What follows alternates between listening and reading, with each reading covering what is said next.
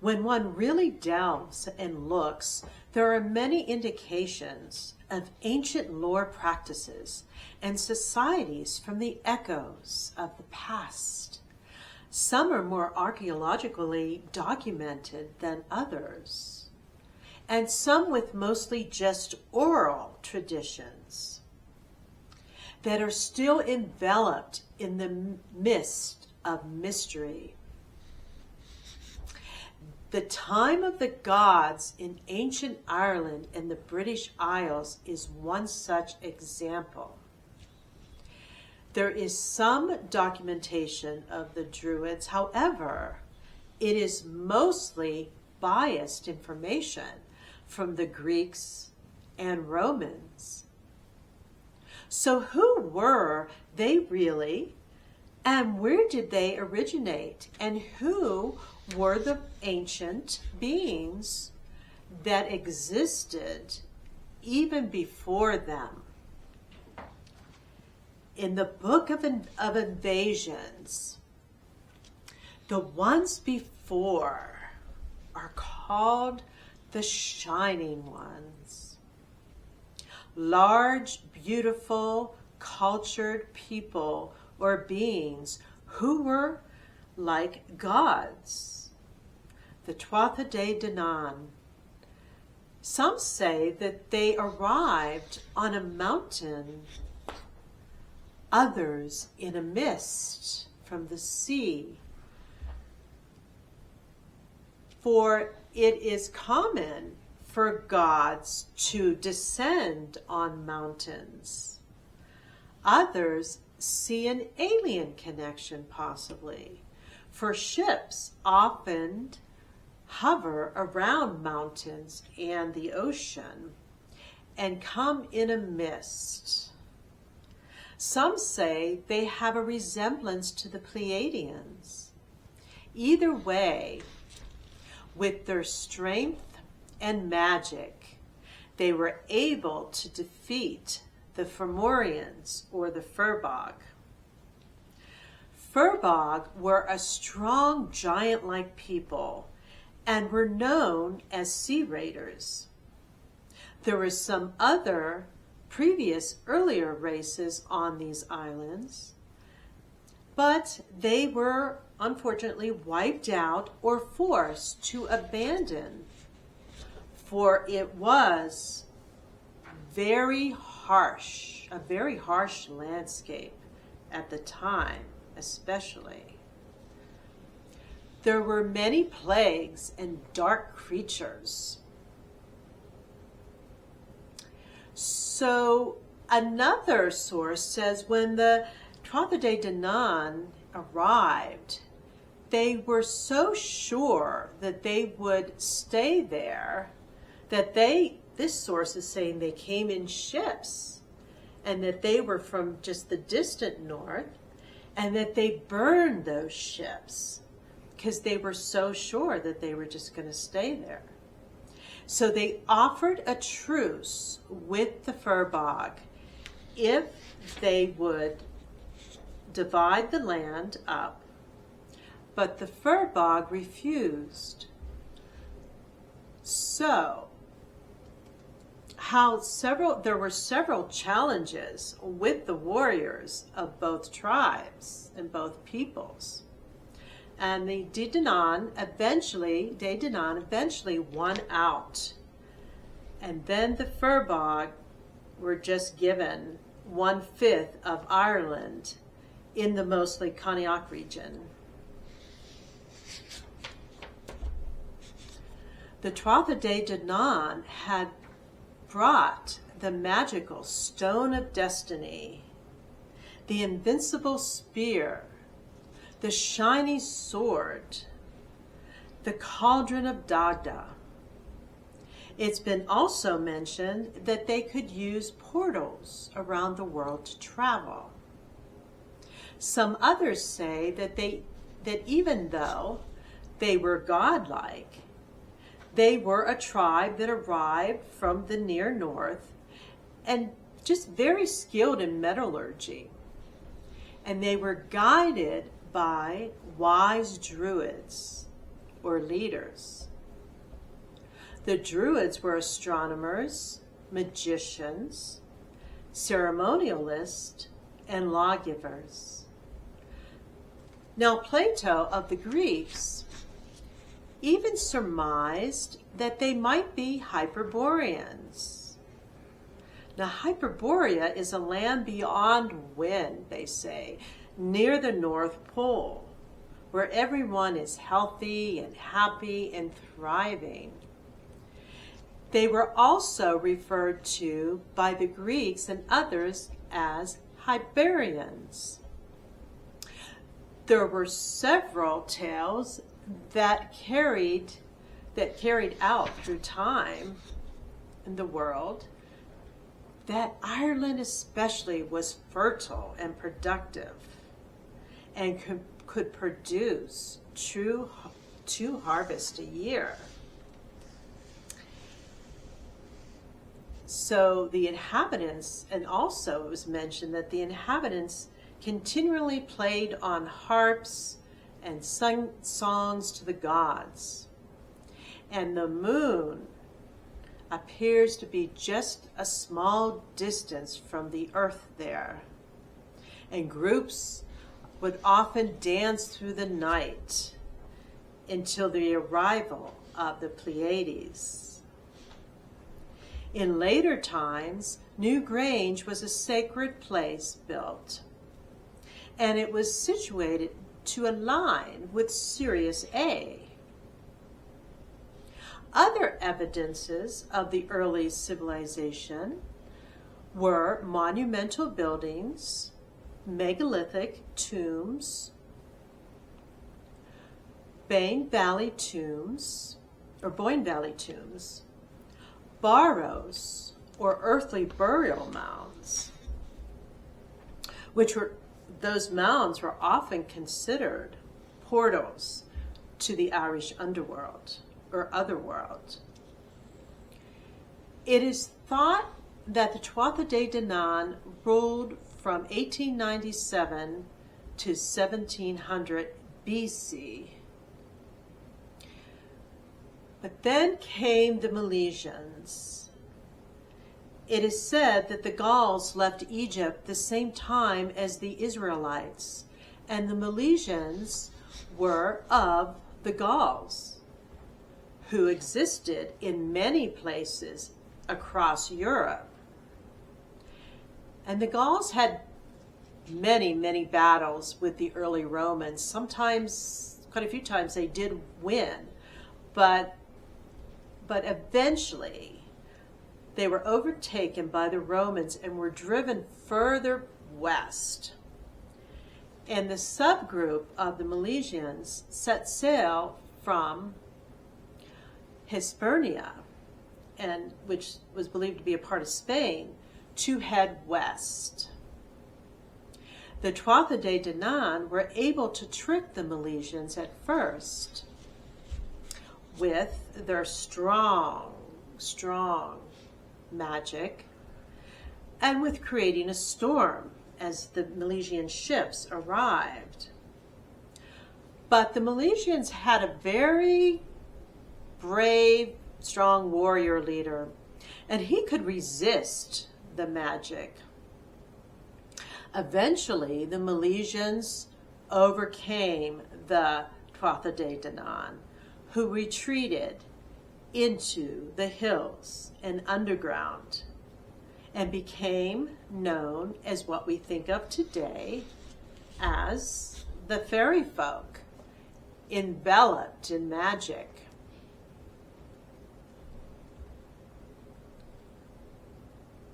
Now, the Milesians transitioned into the present-day Irish Celts, and the Druids continued to have their role across the Isles.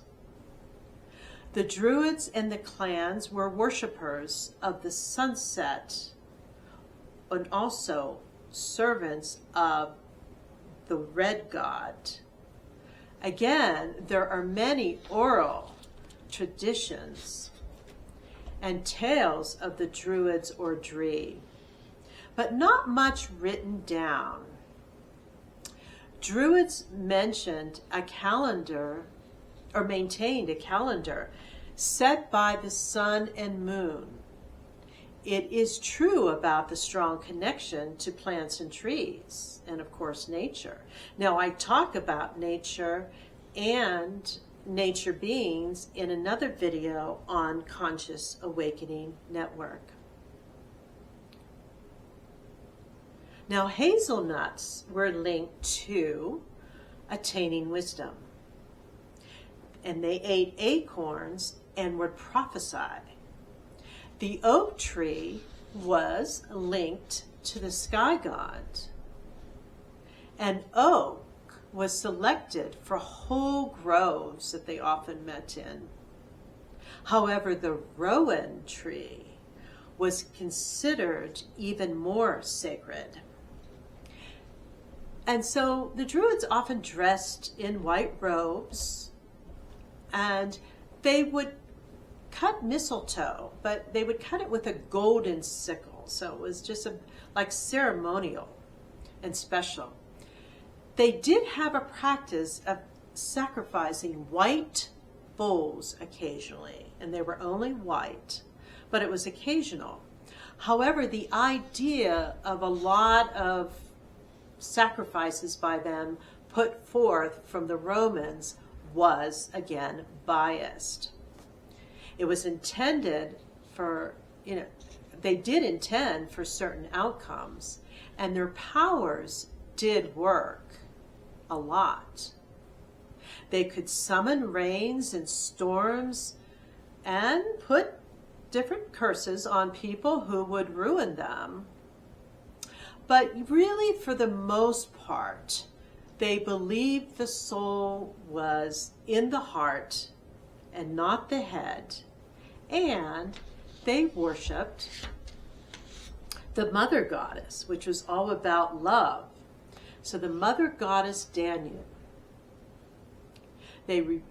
Some revered women were depicted as really playing sacred magical roles also. For druidesses, shouted out prophecies often. Now, they should be differentiated from the ball cries at a time when there was a lot of war, and the ball cries would dress in black, and they were very linked to valor and would appear on the battlefield to help release the souls of the dead warriors. In general, the definition of Druid in Irish society was and is somewhat fluid, and they were not the only ones to use supernatural powers. The ancient Irish way of writing with different symbols on a certain kind of wood was most likely created by the Druids, but most of the inscriptions that were actually found were dated in the 4th through 11th century, so later. The Druids have been compared as holy to holy men and philosophers, and they have been compared to the Magi. Now, in 200 BC, there was a change in Irish society. Oak became the most common building material. There was an increased production of cereals and even more production of bronze. The distinctive decorative swirls that you see on some of the swords and also some of the Celtic artwork was used even more at that time. Now, there were roundhouses for the tribal people with small ringed enclosures and lots of ditches. And there were more and more fortified sites. The Celts were always based on tribes, and tribal leaders were considered kings. Now, new leaders rose up that knew that the Gaelic Celts needed to be more organized with new strategies to defeat Rome. So the Celts continued to worship certain gods of the ancients. Danu was the ancestor of all mother goddesses. Lugh was the god of kings and justice. Coronis was of the beast and wild places. And Kalek was the queen of winter. And Dagda, for one, was the chief of the Druids. And there were several others too. The Druids did remain advisors to the kings and would often speak before the king, but did not seek out political power. Kings were often aligned with the Druid way and had training, but they were not seen as a Druid. There were 3 sets of special men: the bards, which were poets and musicians; ovids, which were simple philosophers; and the druids, which were considered the leaders, magicians, and moral and legal guides and rulers. The Druids remained the priestly caste of the Celts. With the Celtic culture, there was much feasting and repeated patterns of burning. And the ancient Celtic writing persisted, possibly in resistance to the Romans and pre-Christian practices, still done even after Christianity was introduced with the oncoming Roman invasion. There also existed much Roman propaganda, especially in regard to the Celtic spirituality and the Druids. And Romans have said that Celts constructed large wicker men out of very tall reeds and that they burned people inside. However, there have been found remnants of these very large, like 20, 30 feet tall wicker men, but only some animal bones around that area. So the Druid genealogies and others were manipulated by certain early church leaders. One technique of conquering and ruling of Romans was to really know about tribal spirituality and religions, so they could figure out how to rule people. The genealogies were manipulated, again, by the church leaders. And as time went on, the Druids dwelled more in the halls of kings than in groves. And they remained long after Roman occupation. When Ireland turned to Christianity, the Druids were relegated to a mere nuisance. The missionaries did struggle to convert, though some say that the real Christian ethic already existed in Ireland. Now, St. Patrick, when he first came over, he was captured, and he was also challenged by a Druid leader. And so then a high king was about to imprison him, but Patrick escaped and went to France. But then he received extensive priest training and decided to return as a missionary and priest, and brought the gift of writing, which happened to preserve the folklore of Irish tradition, or some of it. However, the Celts already had a strong spiritual outlook, and there was some conflict with Druids and tribes. Eventually, they came to certain terms, and the Archdruid, who was the father of Saint Bridget, was baptized by Patrick, who became Saint Patrick. Now, the Druid order continued again to survive, but was really more and more behind the scenes of Christianity. Now, the Druidic way and also the Celtic shamanism way is about getting out of the head and into the heart. The journeys and ways are not for entertainment practices, but about reminding us who we truly are and confronting our shadow also.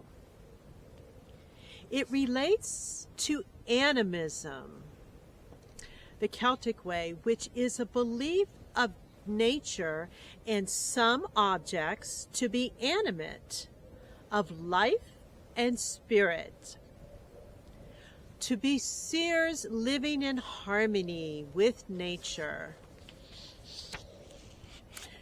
to sense the spirit in trees, rocks, plants, rivers, lakes, and hills. Strongly working with the elements, which represent different aspects without and within oneself. For example, working with the element of fire within ourselves can cause us to be leaders and really can vivify us. Water represents emotions, feelings, but also compassion and going with the flow. Air represents mental and thinking, and earth is an example of being grounded and supported in this third dimension. Ether, of course, is of the cosmos and spirituality. The main tenets are working with the elements, connecting animistically, honoring the land around you, connecting with sacred sites, working with plants and herbs, performing ceremonies, and doing journeys for self-growth. Celtic shamanism, or Celtic shamanic journeys, are wonderful. They can be very visual, and you feel a sense of freedom and power afterwards. Just be clear as to why you are there in the moment. Now, don't be meek at all and mild, but be bold and make things happen. The guiding spirits do want to help. You may experience even archetypes depending on the kind of journey. Now, drumming is usually used to start off the journey. It is a good idea that you connect with your helping spirits and animal guides, even aside from journeying. Now, starting in the morning, just like with other practices, with quiet reflection and meditation, and having and honoring a sacred space, whether at home or on the landscape, or even at what's called a nematon. A nematon is a field usually surrounded by trees with a magnetized vibration. Or it could be a ring fort, a burial mound, or even a crop circle. It is always good to go into nature or the forest with the heart and eyes of fairies. Soften your gaze, then really immerse with all senses. You can ask for wisdom or blessings from nature and become the hollow bone. Now, stone wisdom is also present, and rune stones have been used throughout the ages. And of course, the wisdom of the trees. Now, I do practice Celtic and perform Celtic tree readings as one of my modalities besides the shamanism. And anyone interested can contact me at mountainspirithealing.org. Again, that's mountainspirithealing.org. And so always thank the nature beings for their presence. Be the hero of your life. And to be sovereign, too. Now, sovereignty is the center of Celtic way and the Celtic medicine wheel. Yes, there is a Celtic medicine wheel which is quite similar to the native cultures and their medicine wheels, with just a little bit of differences. Now, sovereignty is having power over the self. It really neutralizes all other elements. When we deprive others of their sovereignty, we strongly affect them. So you don't want to go that route. So ask frequently, what are we giving our power away to? And so, the Celtic mystical way is a world of soul. For the communication with the soul is for a lifetime and beyond.